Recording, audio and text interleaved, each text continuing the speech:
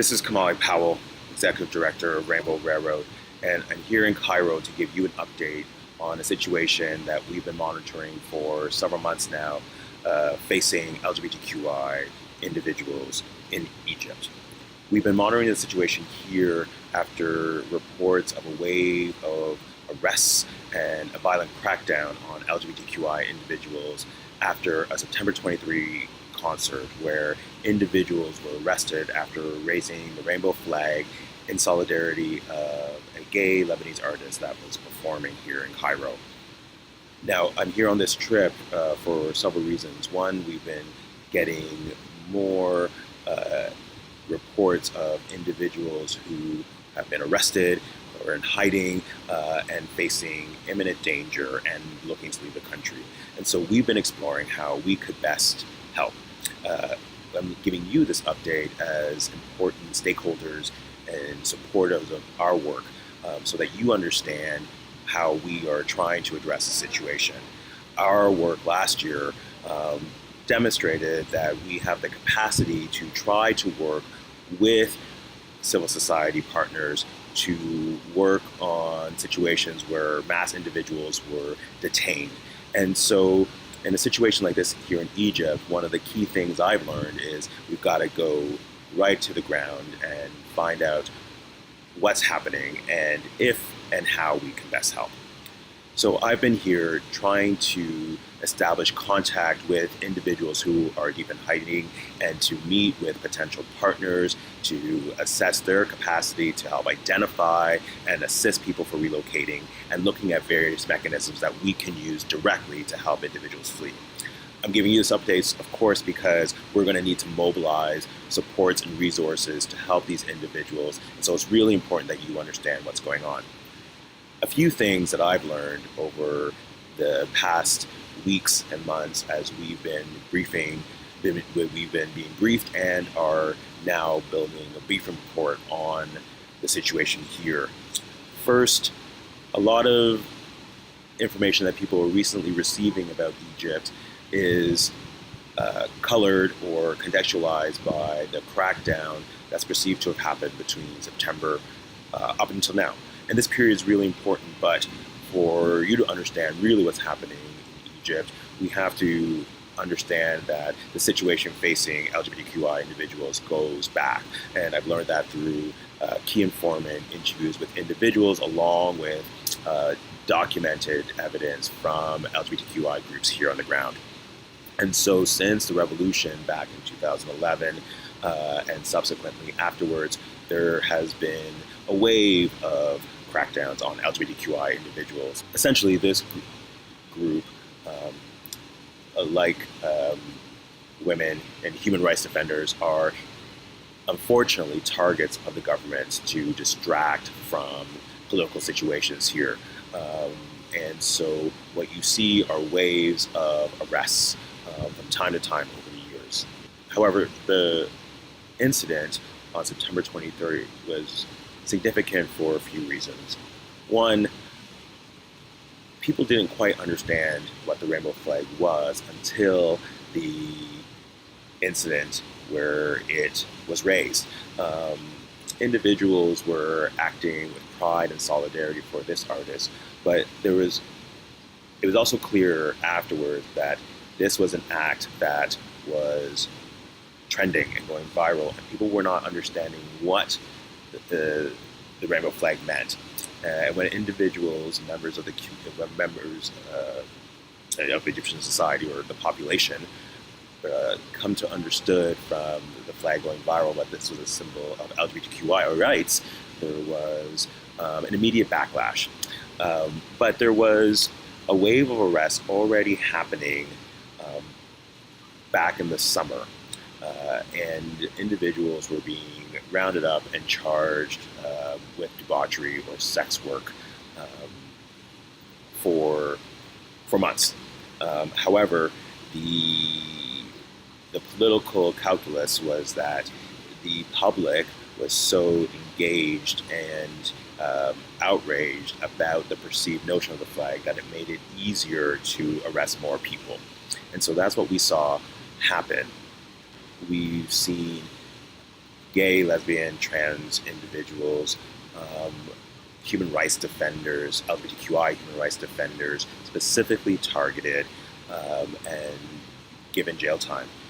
Now, in having the opportunity to hear firsthand the accounts, it's really disturbing what's happening here.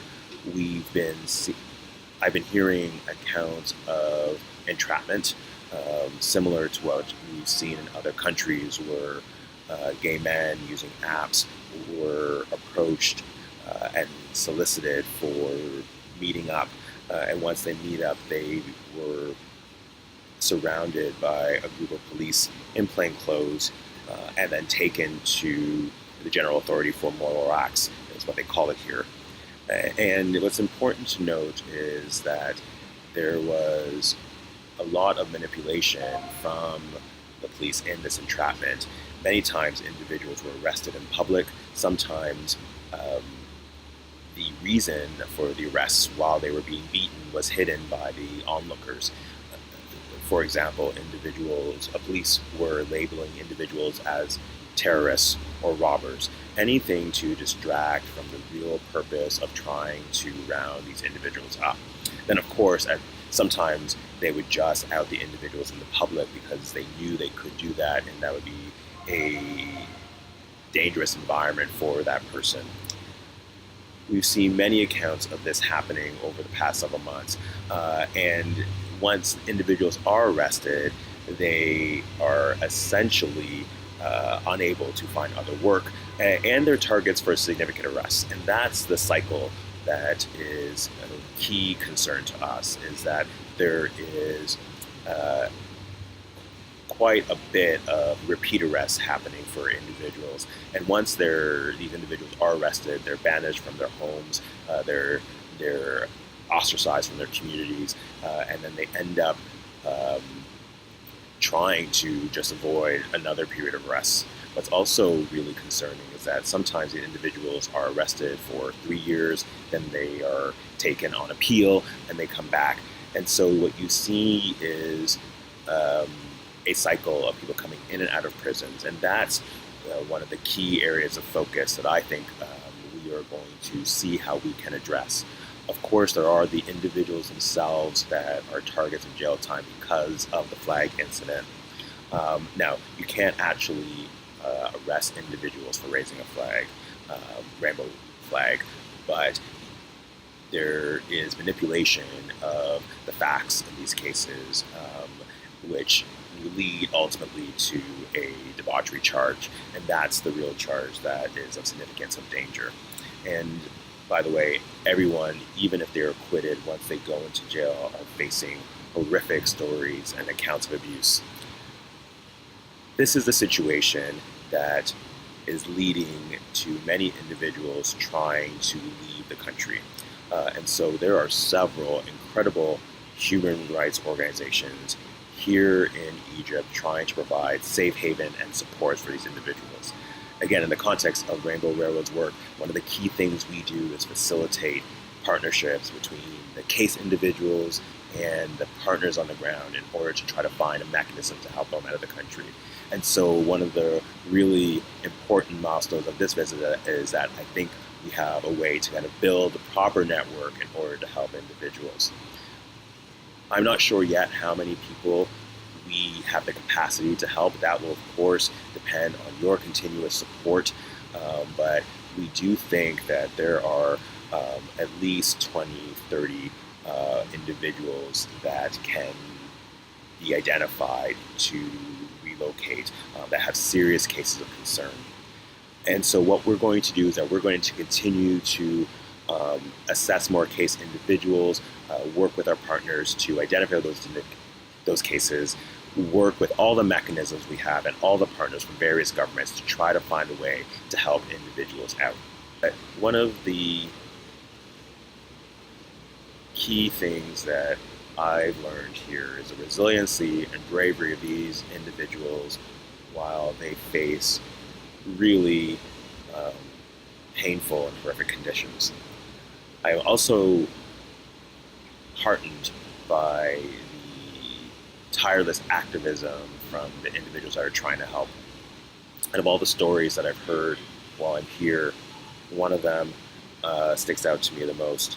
And it's an individual who was one of the people who decided to raise a rainbow flag at that concert.